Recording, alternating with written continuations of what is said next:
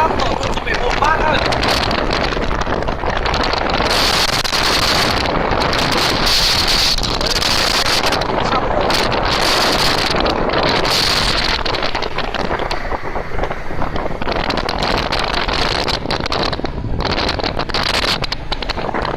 Cờ nỗi gió đến buồn lời ngài dòng con tim đồng loài trong ngày mới. Thành phố nối thôn xa vời vời, người chết nó liên tiếp có người về phận người nó chết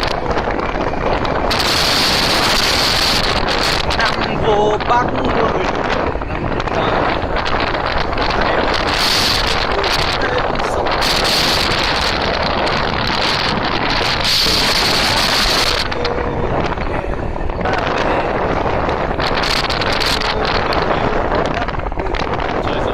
ngoài ta nằm lựa chọn Việt Nam.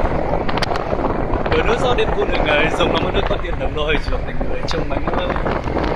Thành phố nối thiên xa một vời sống trên con đường đồng loài rồi người trên môi. Ô, đi bên nào đây? Bên nào Thanh ơi? Đông Võ. Đông Võ đó hả? Ôi nhờ đi bên nào đấy? Dễ phải, dễ trái đấy. Mũ đâu? Đó là đó đi.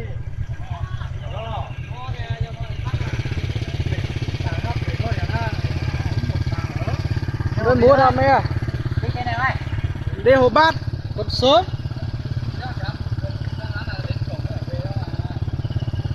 Một vé bao tiền, anh em vào luôn.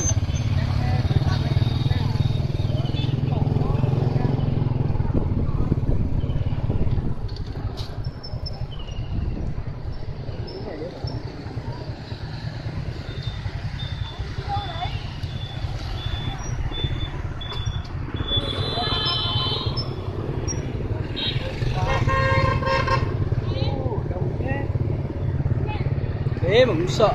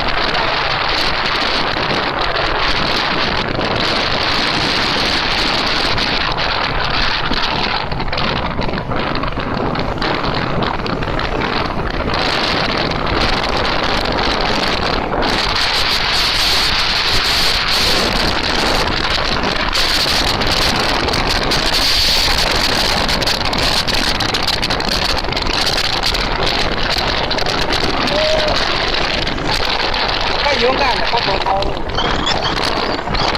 Dũng cảm nó bờ hồ 6-7 km rồi giờ. Xa đi kìa.